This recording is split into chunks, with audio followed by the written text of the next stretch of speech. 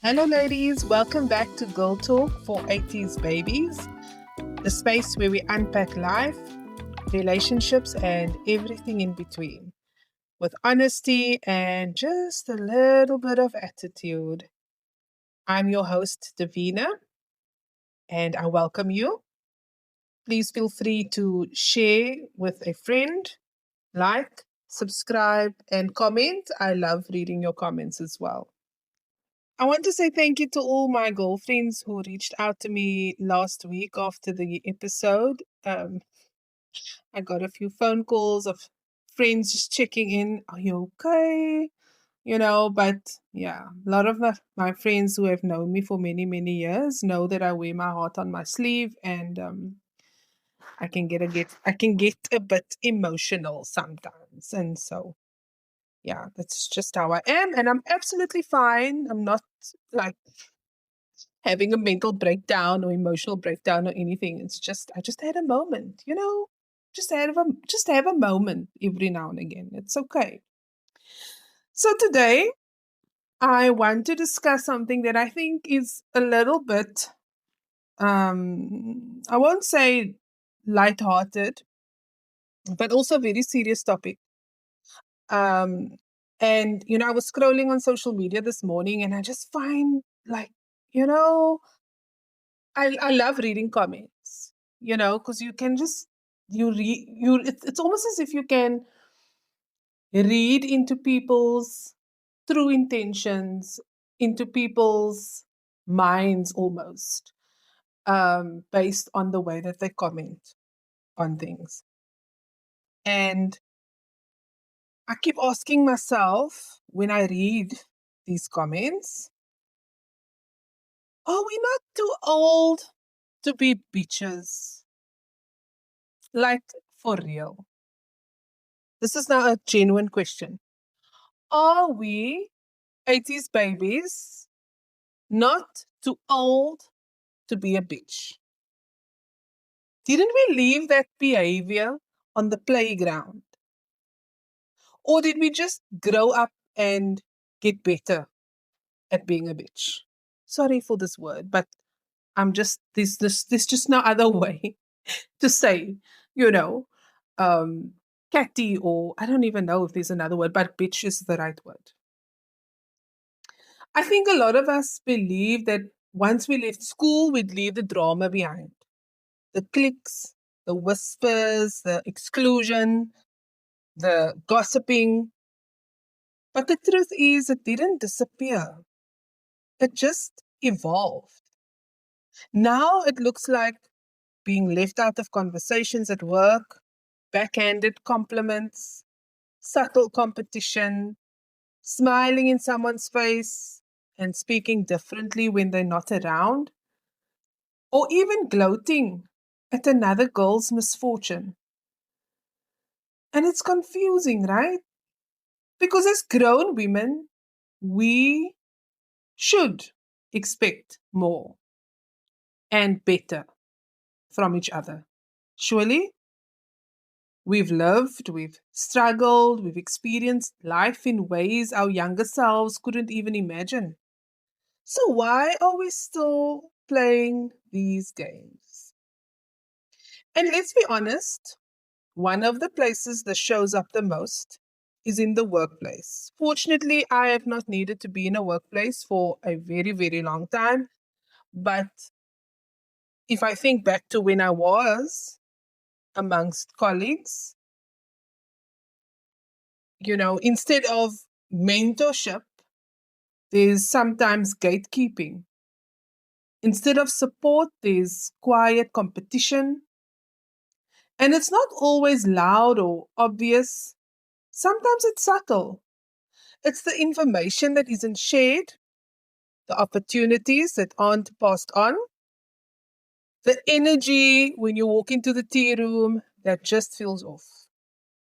And the sad part, we know how hard it is to navigate these spaces as women. We know what it feels like to be underestimated, overlooked, or constantly trying to prove ourselves. So when that lack of support comes from another woman, it hits differently. And it's harsh.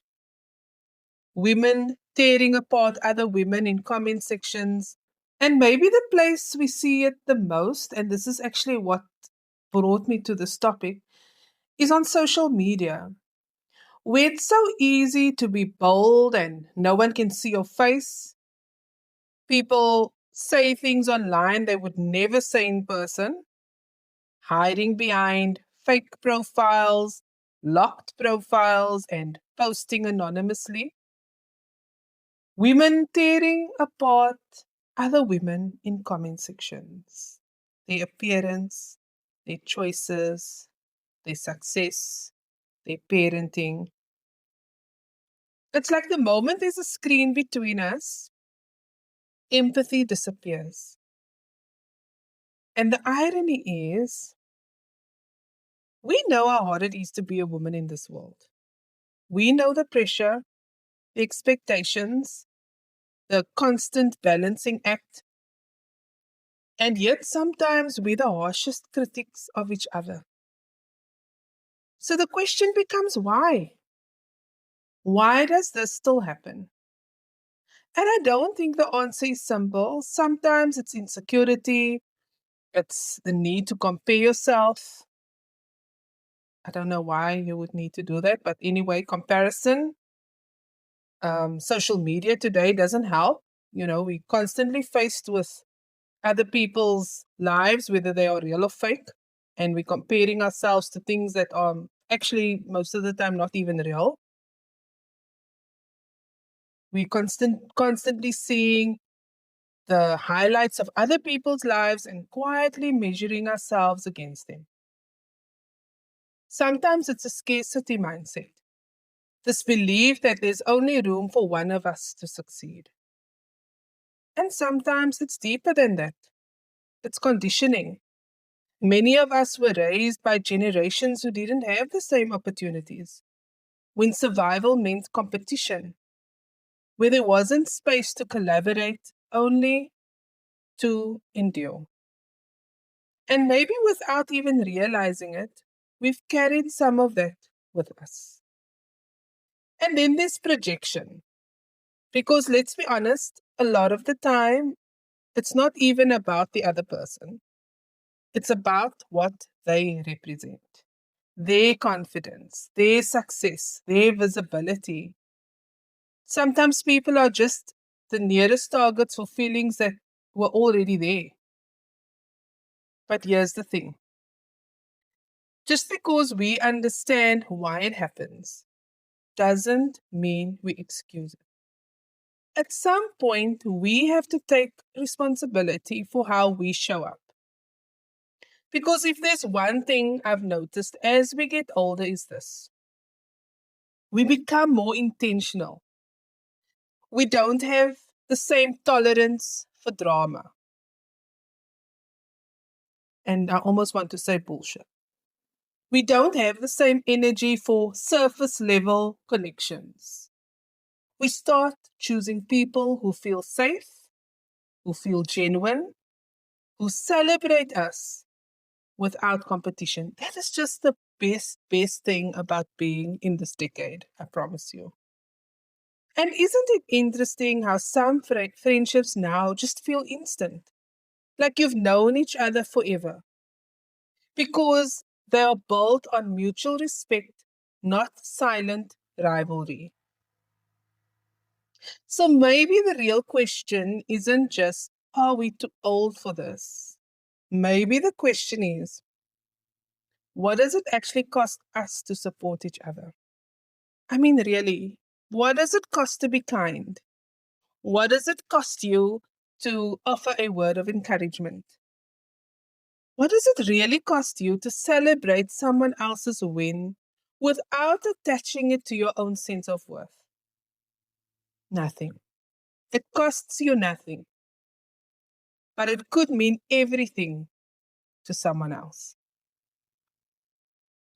We talk a lot about wanting safe spaces for women, but are we, as women, creating the safe spaces? Are we creating the spaces where our sisters can feel like we support them, we lift them up, we are encouraging them, we are cheering them on? Or are we sometimes the reason other women don't feel safe to show up at all?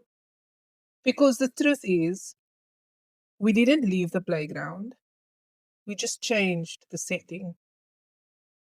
The question is, are we ready to change the behavior? If this episode resonated with you, share it with a girlfriend.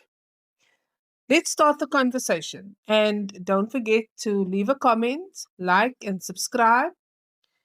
And maybe, just maybe, we can start showing up differently for each other. Until next time, stay bold, stay beautiful, and keep talking.